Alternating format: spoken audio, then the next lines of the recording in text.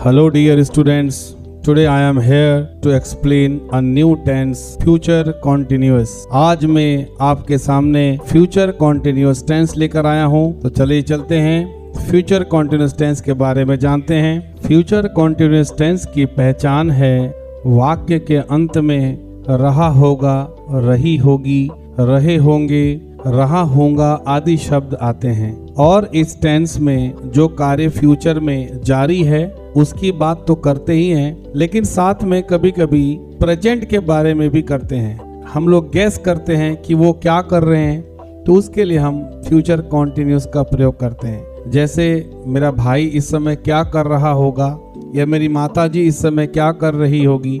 इस प्रकार के जो सेंटेंसेस हैं वो हम फ्यूचर कॉन्टिन्यूस में रखते हैं। सबसे पहले एफर्मेटिव सेंटेंस की बात करते हैं। एफर्मेटिव सेंटेंस में सबसे पहले हम सब्जेक्ट यानी कि कर्ता लगाएंगे और उसी के अनुसार विल और शैल का प्रयोग करेंगे। उसके बाद बी शब्द जुड़ जाता है और फिर वर्ब की फर्स्ट फॉर्म प्लस आईएनजी। मैंने पहले भी 2 वीडियो में कह रखा है आपको कि जहां पर कॉन्टिन्यूअस है वहां पर आईएनजी फॉर्म आएगी। वर्ब की आईएनजी फॉर्म लगाने के बाद ऑब्जेक्ट और कॉम्प्लीमेंट्स लगाते हैं। यहाँ पर हमने एक बात यह समझना है कि आई और वी के साथ शैल बी का प्रयोग करेंगे और बाकी जितने भी कर्ता बचे होते हैं उनके साथ हम विल बी का प्रयोग करेंगे। इसके बाद आते हैं नेगेटिव सेंटेंस पर।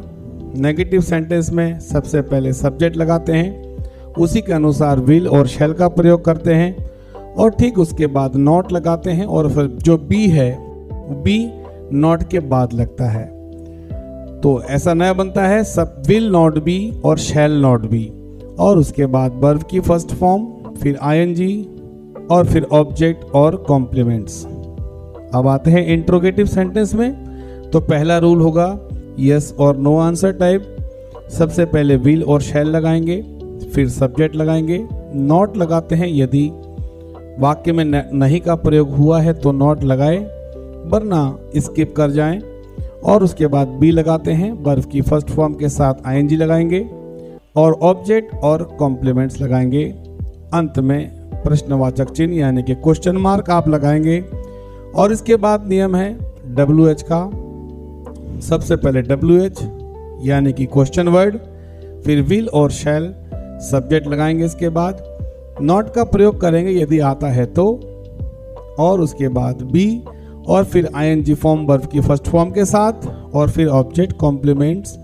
अंत में आप क्वेश्चन मार्क लगा देते हैं। तो इस प्रकार से चारों नियम आपके स्क्रीन पर आप देख सकते हैं। आप अपनी सहूलियत के लिए इसका एक स्क्रीनशॉट लेकर रख सकते हैं, बहुत ही फायदेमंद होगा।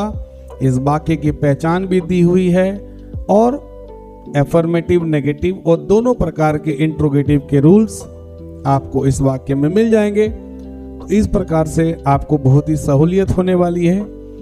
तो चलिए चलते हैं अब एग्जाम्पल्स की ओर। तो सबसे पहले हम एग्जाम्पल देंगे आपको एफर्मेटिव सेंटेंसेस की। एफर्मेटिव सेंटेंसेस के एग्जाम्पल देख लेते हैं। सबसे पहले मैंने सेंटेंस लिखा है मेरी माताजी अभी खाना पका रही होगी। वर्तमान की बात चल रही है लेकिन हमें माताजी के बारे में पता नहीं है, इसीलिए इसका प्रयोग फ्यूचर कॉन्टिन्यूअस में होगा। My mother will be cooking now.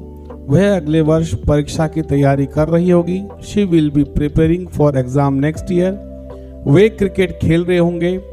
They will be playing cricket. तुम यह कार्य कर रहे होगे। You will be doing this work. तो आपने इन सब में देखा है विल और शैल बी के साथ हमने वर्ब की फर्स्ट फॉर्म लगाई है और उसके साथ आईएनजी फॉर्म भी लगाया है। इसमें दोनों प्रकार के कार्य सम्मिलित हैं। और इसके बाद हम नेगेटिव सेंटेंस में आते हैं। मेरी बहन आज विद्यालय नहीं आ रही होगी। My sister will not be coming to school today. वह कल दिल्ली से नहीं आ रहा होगा। He will not be coming from Delhi tomorrow. हम आज खेल नहीं रहे होंगे। We will not be playing today. कल वर्षा नहीं हो रही होगी। It will not be raining tomorrow. तो इस प्रकार से आपने देखा कि नॉट मैंने विल और शैल के बाद लगाया है। तो हर सेंटेंस में विल नॉट बी या फिर शैल नॉट बी आप यहाँ पर देख सकते हैं। अब आते हैं हम इंट्रोगेटिव सेंटेंस में। तो इंट्रोगेटिव सेंटेंस में एग्जाम्पल के साथ सबसे पहले यस और नो आंसर टाइप। क्या आप अपना कार्य कर रहे होंगे? Will you be doing your work? क्या डॉक्टर साहब मरीज का इलाज कर रहे होंगे? Will the doctor be treating the patient? क्या मेरी माता जी अभी खाना पका रही होगी? Will my mother be cooking now? क्या तुम बोर्ड परीक्षा के लिए कड़ी मेहनत कर रहे होगे? Will you be working hard for the board exam? ये चारों वाक्य जो हैं ये यस और नो आंसर टाइप हैं। क्या से शुरू हुए हैं, इसीलिए इसमें क्या की अंग्रेजी नहीं लिखी गई है। सिर्फ विल और शैल को आगे उठाकर रख देने से यस और नो आंसर टाइप सेंटेंसेस बन जाते हैं। अब हम चलेंगे WH क्वेश्चंस की ओर। WH टाइप क्वेश्चंस में सबसे पहले हमारे पास सेंटेंस है, धोबी कपड़े क्यों नहीं धो रहा होगा? Why will the washerman not be washing clothes? आज मास्टर साहब बच्चों को क्यों नहीं पढ़ा रहे होंगे? Why will the teacher not be teaching the children today? 10 अगस्त को कौन सी 2 टीमें मैच खेल रही होंगी? Which 2 teams will be playing match on August 10? मिस्त्री दीवार कब बना रहा होगा? When will the mason be building the wall? इन सब में देखा होगा आपने वाक्य की शुरुआत क्वेश्चन वर्ड यानी कि WH से हुई है और उसके बाद विल या फिर शैल का प्रयोग किया है, फिर सब्जेक्ट और उसके बाद नियम अनुसार बी लगाया है और उसके बाद वर्ब की फर्स्ट फॉर्म के साथ ING और रूल के अनुसार ऑब्जेक्ट और कॉम्प्लीमेंट्स लगाया है। और हर बार की तरह आपकी स्क्रीन पर आप एक बार फिर देख सकते हैं एक्सरसाइजेज हैं। जब तक आप अभ्यास नहीं करते तब तक आप बहुत बढ़िया तरीके से समझ नहीं पाते। तो आपके अभ्यास के लिए, आपकी सहूलियत के लिए ये 20 सेंटेंस मैंने आपको प्रोवाइड किया है। आप इसको घर पर अभ्यास करेंगे और हर बार की तरह यदि आपको समझ नहीं आता तो आप कमेंट में मुझसे पूछ सकते हैं। और इसी के साथ आज का टॉपिक समाप्त होता है।